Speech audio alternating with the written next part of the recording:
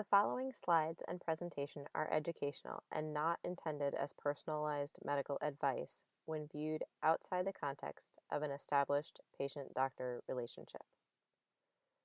This content was created as part of a group visit program to assist those with overweight and obesity with weight loss and improving overall health in conjunction with one-on-one medical visits. This content is not a substitute for medical care. Please address any health or medical questions that you have to your personal healthcare provider. Welcome to Medgroup2, Part 2, Behavioral Medicine. My name is Dr. Michelle Hauser, and I'm Clinical Associate Professor at Stanford University School of Medicine. However, this content is my own, and it was created as part of the Move Time Medgroup Program, which is a program in obesity medicine at the Palo Alto Veterans Affairs Healthcare System. Let's review an overview of what is covered in this video. And if you didn't get a chance to watch part 1 where we cover evidence-based healthy diet, make sure to go back and watch that as well. We'll cover now behavioral medicine and describe what that is. We'll talk about psychological hunger versus true hunger, cover mindful and mindless eating, and go through an activity. When we get to the activity, you want to make sure to have something small that you can put into your mouth and eat. Something like a raisin or a chocolate chip are good examples of things that work pretty well for this exercise. If you don't have that, go ahead and pause and go get that now so you have it ready. Finally, we'll cover goal setting and SMART goals. And then we'll also go over some of the behavioral medicine resources that we have at our site. And you can use those if you're at another site to look for similar options in your area. For those of you who haven't heard of behavioral medicine before, which I would say is most people that I speak with in my experience, it's a specific branch of psychology, although it can be practiced by non-psychologists, but it is a branch that focuses on health behaviors and often addresses those behaviors as they relate to medical problems. And some of the behaviors that are often covered are related to diet, exercise, sleep, stress management, mental health, healthy relationships, and substance use if you have any concerning substance use such as smoking or excess alcohol, etc. In this video, I'll walk through a couple of examples of the types of things that might be talked about in a behavioral medicine session. And the first one that we'll talk about is psychological hunger and what that is and how it can lead to problematic eating. So this is a great figure that has a variety of types of psychological motivators to eat. And psychological hunger is the type of hunger that we have where we might crave foods or eat foods, but it's not related to being truly hungry, with truly hungry being needing calories to help fuel our bodies because we're running low on calories. So psychological hunger is the reason why we would eat beyond that. And starting at the top of the circle and going around clockwise, we'll just mention emotional eating. So emotional eating is basically eating because of emotions. So some people eat when they're stressed, some people eat when they're sad, etc. And that is a really, really common thing that people deal with.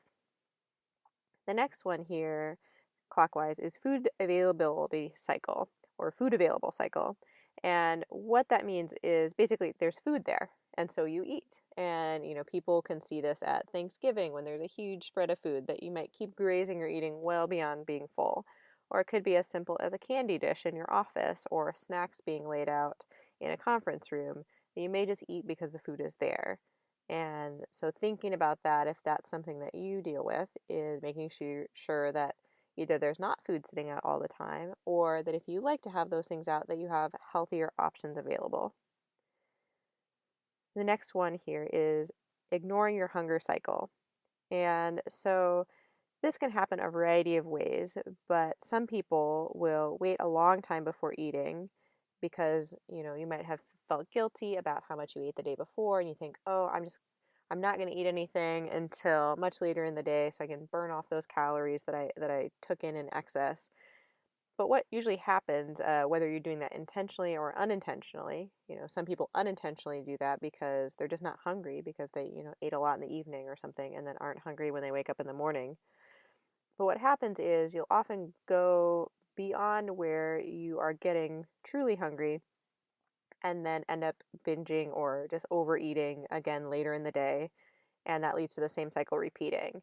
And so that does a few things, whereas not having regular meals can sometimes cause your metabolism to slow down and make it harder to lose weight because you have fewer calorie needs, so it's harder to cut more calories. But it can also just lead to overeating far more calories than you need in the moment because you're so hungry that you're not making either A, healthy food choices, or B, you're eating really quickly and ignoring when you're starting to get not hungry, or even when you're starting to get full and eating beyond those points. So it's important to listen to your hunger cues. And that relates pretty strongly to ignoring the fullness cycle. So um, many of us have food around so much of the time that we don't even remember what it's like to be hungry because we never truly get hungry, or we rarely truly get hungry.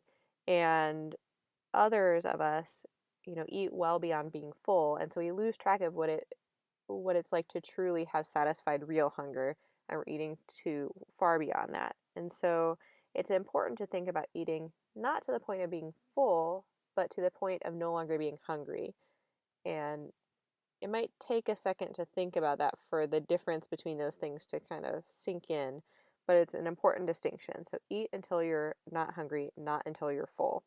And pay attention to that and be mindful about it, and it will help you to get in better touch with your fullness and hunger cycles. And then the last point on the circle is the what the heck cycle.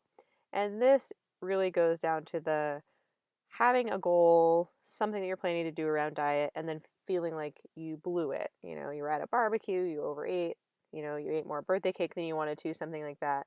And then just feeling like, why should I even keep trying? I've already blown it. And then, just giving up completely on whatever your goals were. And so trying to make sure that you have a backup plan for this is really important. So, or even just not to get so overwhelmed where you give up on your goals. It's important to be able to learn to acknowledge when you've let yourself down or when something's happened that wasn't what you planned. Think about it, internalize it, figure out what you're going to do next time that comes about, and then get back on the wagon and work on what it is that you intended to work on. And so while I said each of the things in this circle with, clear advice, I don't want you to think that that means that I think that it's easy. All those things I mentioned are really tricky and really, really hard to get out of the habit of doing. And much of the time, people, if they can't do this on their own, could really benefit from the help of a behavioral medicine specialist.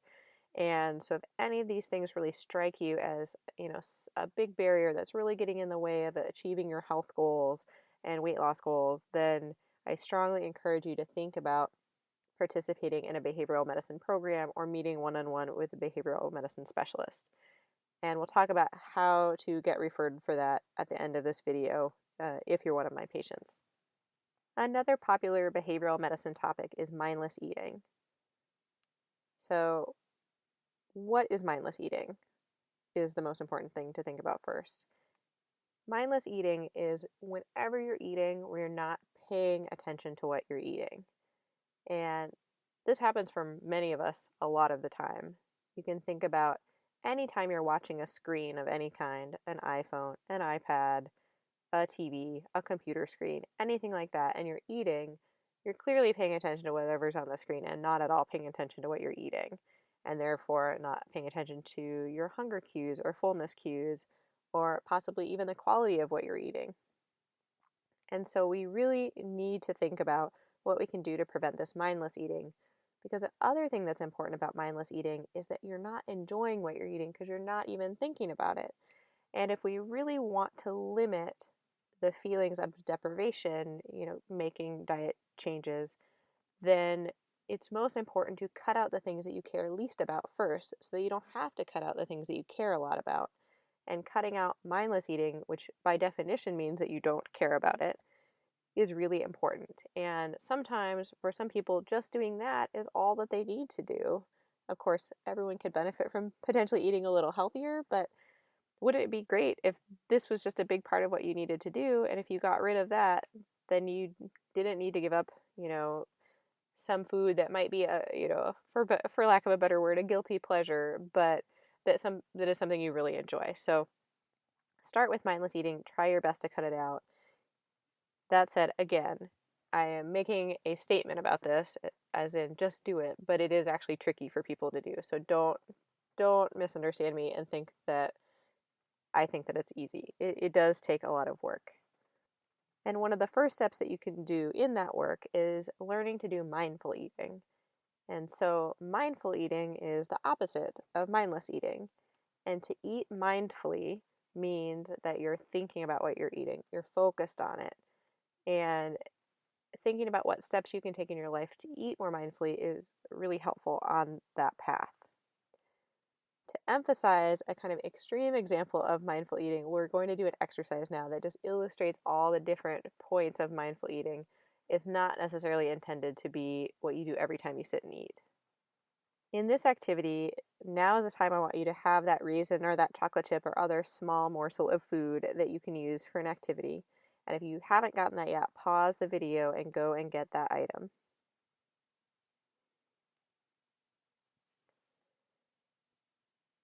All right, now that you have your raisin or chocolate chip, I want you to sit in a place that's quiet and relaxing and have that item in your hand.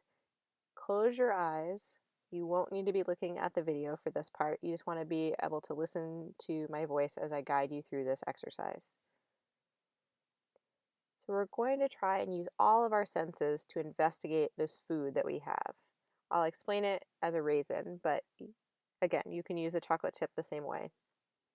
So first I want you to take the raisin and put it under your nose and take a deep sniff. Rub it in between your fingers, and if it's hard or it's been in your cupboard for a while, soften it up and really smell and see if you smell anything. You might smell something that's earthy, molassesy. There are a variety of smells that you might notice.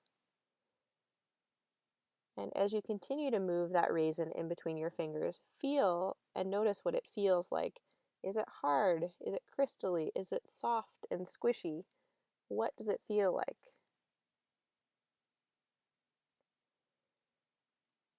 And now I want you to take those fingers holding your raisin and move it over to your ear and continue to rub it in between your fingers.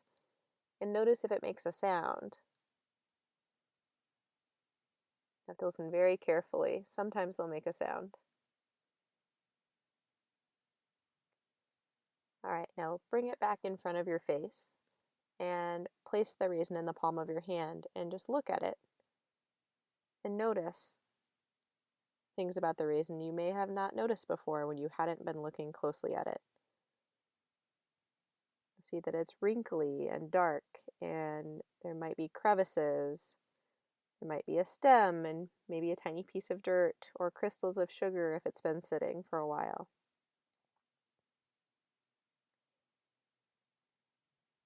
All right, now it's time to take it and prepare to put it into our mouths. As you go to place it into your mouth, before it even gets there, notice what's happening. You can see that your mouth is preparing to digest food. You'll have more saliva, your mouth will be watering, and then go ahead and place the raisin into your mouth. Don't eat it, don't swallow it yet, just let it sit there and see what happens. You should notice that you continue to make more saliva. You'll start to digest the sugars in that raisin. You'll sense some sweetness, maybe a tiny bit of bitterness, definitely a molassesy flavor. Think about the other flavors that are starting to be released as you move the raisin around your mouth with your tongue. To prevent from eating it, you may even need to put it, in the side of your cheek. After you've done that for a few seconds, now go ahead and slowly start to chew the raisin, all the while continuing to think about the flavors that are being released, the sensation it's making in your mouth, How does it feel as you chew it?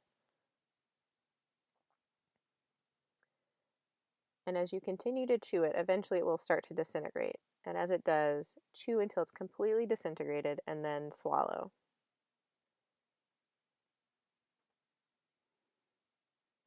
All right, you can go ahead and open your eyes. I know some of you may have done this type of exercise before, but those that haven't, I want you to think about how incredibly different that experience is from how we normally eat.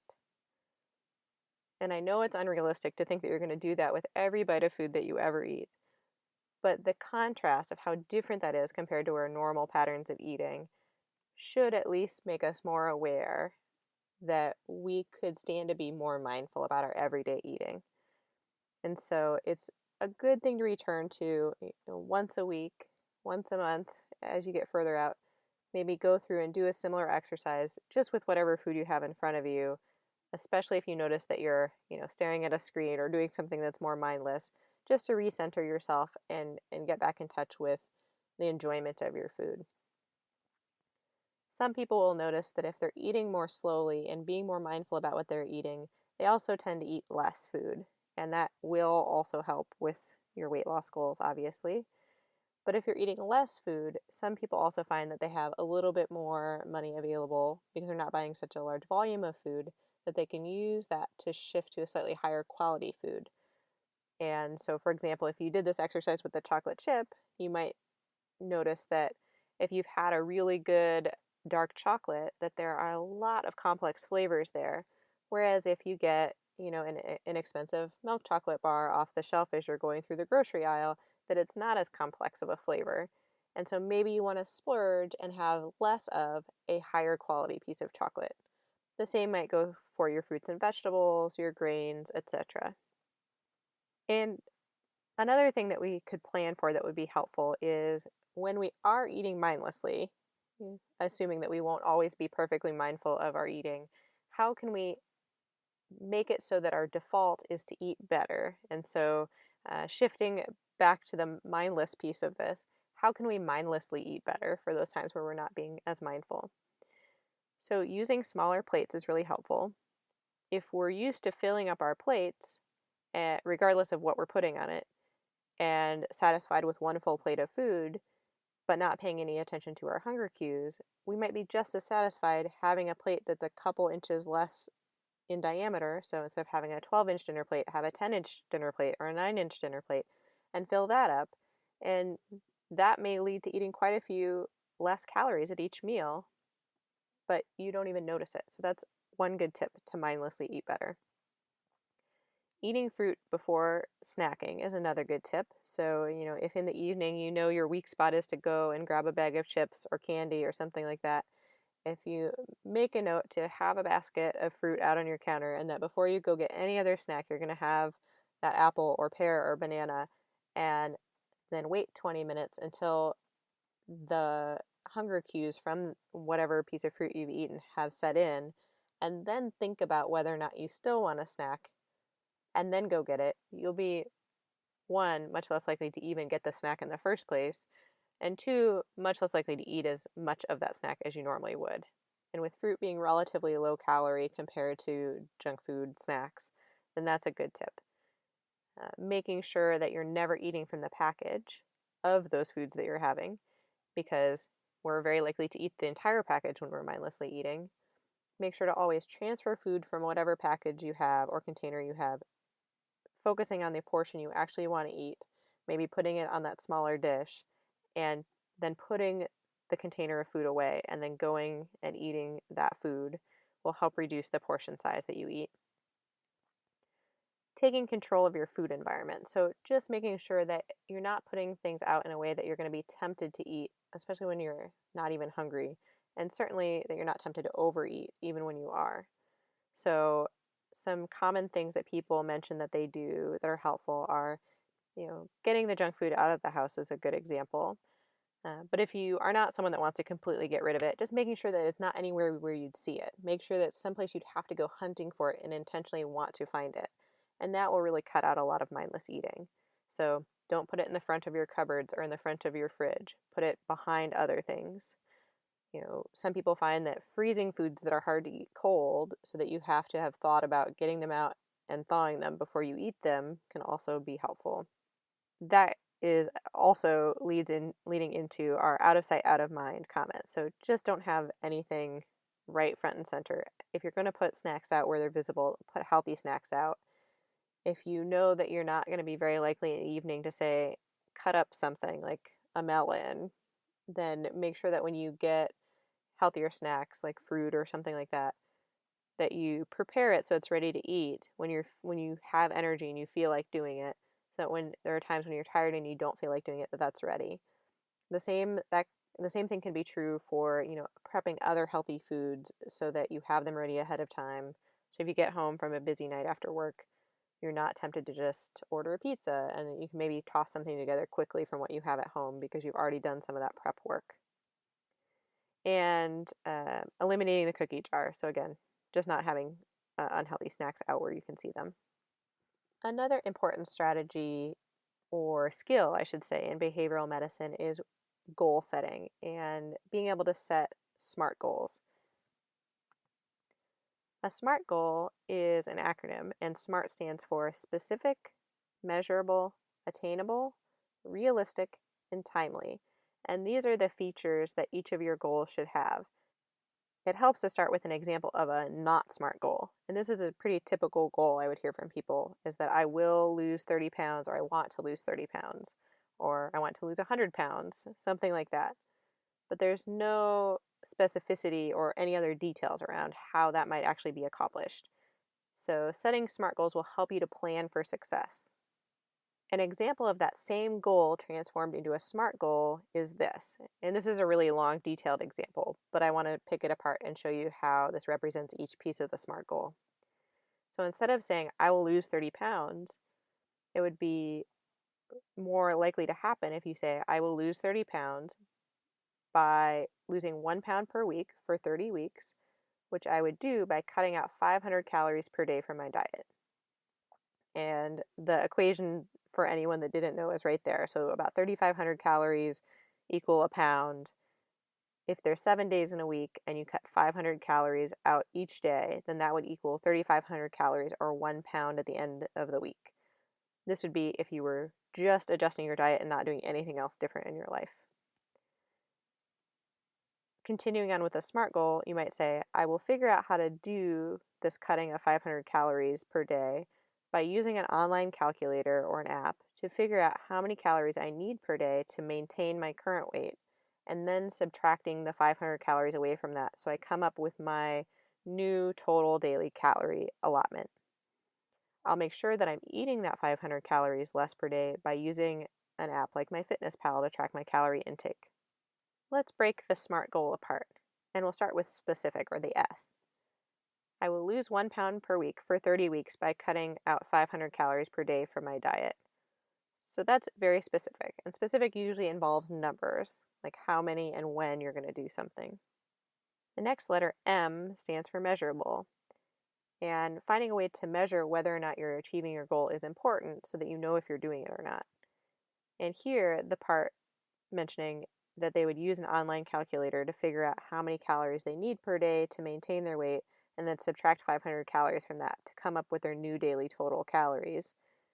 And then making sure that they're eating that 500 calories per day less by using an app like MyFitnessPal. I am not in any way sponsored by them. It could be any app. But anyway, using that app to track their calorie intake. And for A, it's important to make sure your goal is attainable, or something that you can actually do. And so cutting 500 calories per day is something that most people can do. There are a few exceptions. Someone with an already very, very low baseline calorie intake because they're not very tall or they don't move very much during the day, they might have more trouble, and that might not be realistic. But for most people, especially people eating a standard American diet, there are adjustments that can be done so that you can cut 500 calories per day and not feel particularly hungry. So that's definitely doable. And then R stands for realistic.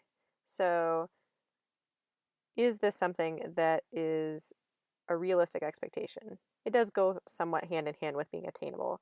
But here, thinking about a healthy level of weight loss for most people, which is 1 to 2 pounds per week, then aiming for a 1 pound a week of weight loss is very realistic and something that would be healthy and reasonable to do. Trying to lose much more than 2 pounds per week is more likely to set someone up on a weight yo-yo, where you lose a bunch of weight real fast and then you gain back everything you lost and generally more. That's partly because reducing your calories too much over a short period of time can really tank your metabolism, making it even harder to lose weight, which is already a really difficult task.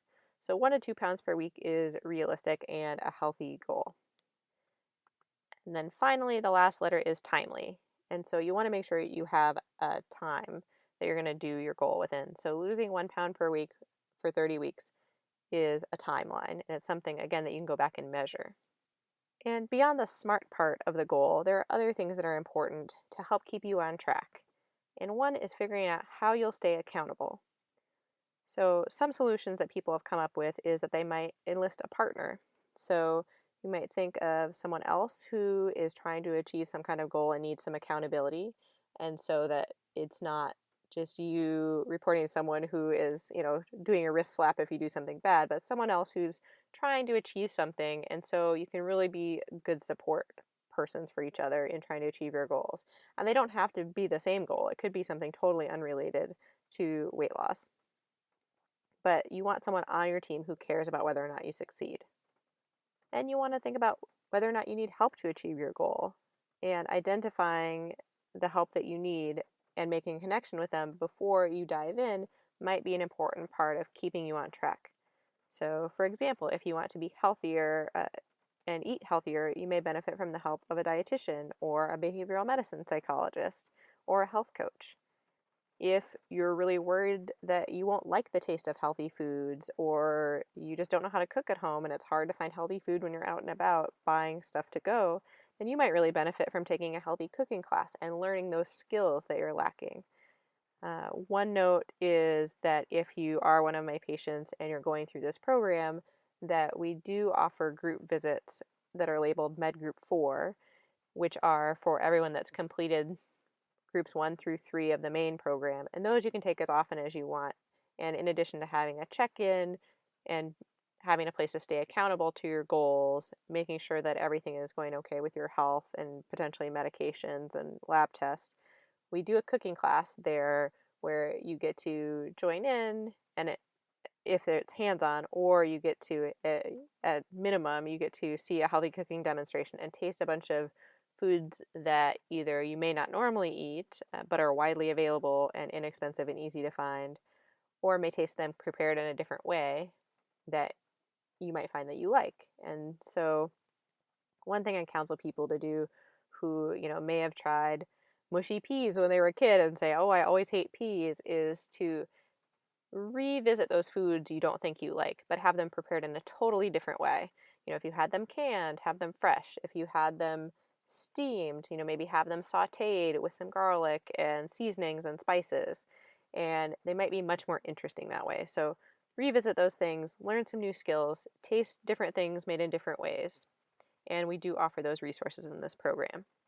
It's also important to find out what will keep you motivated. So some examples are creating a list of reasons that you want to achieve your goal and look at it whenever you're tempted to get off track.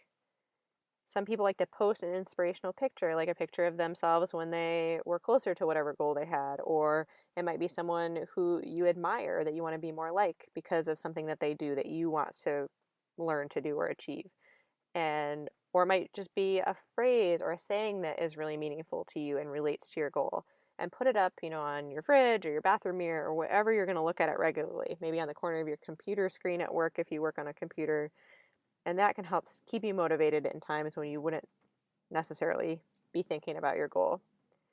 And again, identifying a buddy or a support system or person to call during difficult times. So, if you know that you tend to snack in the evenings, to keep going back to the same example, maybe you even just think of a list of friends or family that you've been meaning to catch up with, and instead of having that snack, you call that person. Bonus is if you call them while you're taking a walk instead of sitting, and get both that activity in, the social connection, and the limit of that behavior you're trying to avoid. So trying to figure out what's going to keep you motivated and on track is important. And envisioning your life when you're successful and you achieve your goal. What will it be like?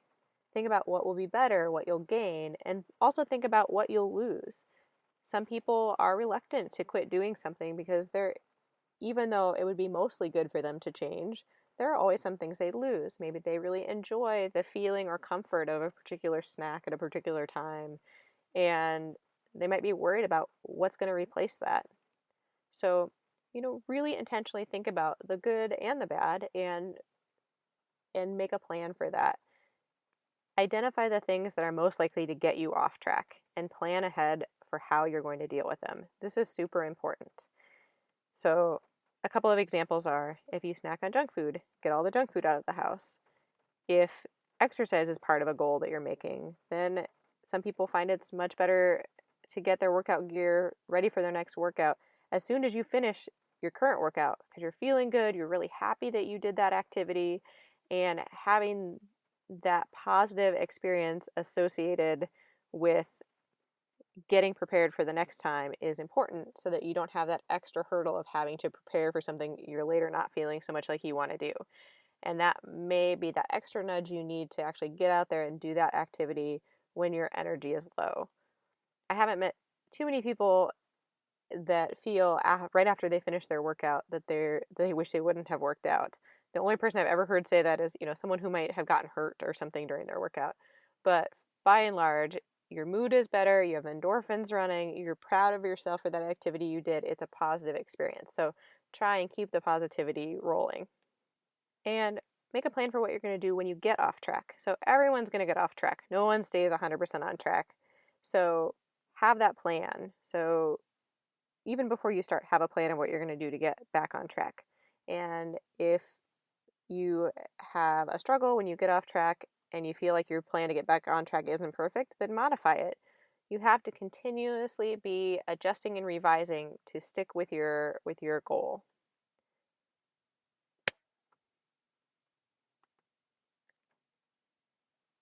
What about if you keep getting off track and you realize that your goal is just too difficult and it's not realistic to achieve? It seemed realistic when you started, but in fact it's not when you try it out. That's pretty common. So it's perfectly fine to make a plan B. That is not a failure. This is still sticking with your goal. And if I can emphasize that, I really want to, because people will often get here and feel like they failed. You have not failed. As long as you are continually trying to modify and adjust and trying to stick with your goal, you are succeeding.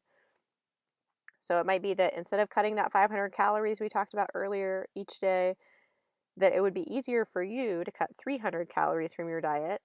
And then it might be easier for you to do some walking instead of cutting more calories. So walking for 30 minutes briskly. So, you're just able to talk in sentences, but might have to catch your breath between each sentence. Really moving. You might burn 150 to 200 calories doing that for 30 minutes. And the 150 or 200 calories plus cutting 300 to 350 calories will add up to about 500 calories at the end of the day of calorie deficit, which is really what you're trying to get to. And who cares if you get to it by cutting that calorie amount from your diet or from exercising. In fact, it's much better to be adding in the physical activity because that's going to keep your body healthy, strong, help promote longevity, and having a physical activity plan in place is important for maintaining any weight that you do lose. So often it's somewhat helpful, but not the main part of losing weight, but it is really critically important to keeping it off once you've lost it. So good to start working in that activity early.